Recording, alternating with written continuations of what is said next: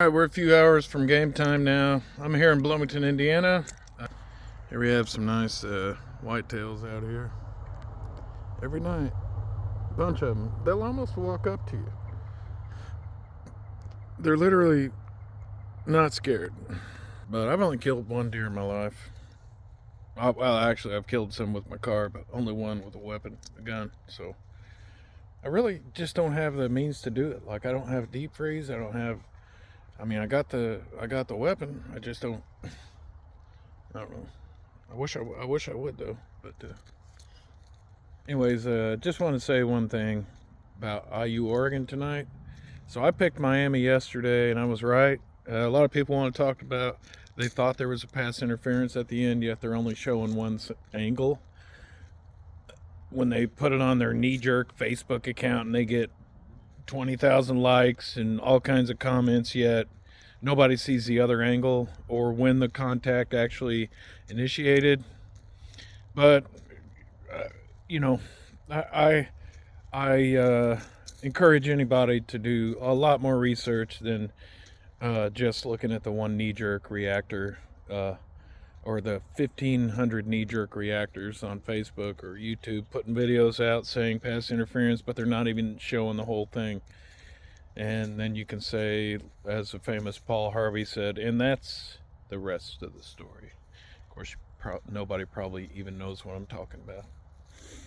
But you can Google Paul Harvey and do some research on him too. But anyways, all I can say about the Indiana-Oregon game is I'm a responsible gambler. I only put $200 on Indiana to win the championship.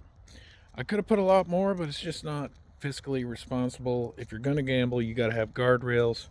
You got to have rules because, even though I think it's a sure bet that Indiana wins the championship this year, I just feel it's destiny for some reason for these guys. Even though that's the way I feel, we can be wrong. So that's why you got to have guardrails. And anyways, the only thing I say about Oregon, and I could be wrong, I might be getting back on here my next video talking about why IU lost. And that's perfectly fine because nobody really knows the narrative of the season. It could just be destiny that Miami's Cristobal faces his old school, Oregon, in the championship. I don't know that. I don't know yet. But anyways, you look at the only thing I can say is Jordan Davison for Oregon is out. Mekhi Hughes is out. Noel Whittington is questionable. IU Stephen Daly and Kellen Wyatt are the main guys out for IU. And Brendan Franke, their kickoff specialist. I don't know why he's still out, but dude was booming them into the end zone every time.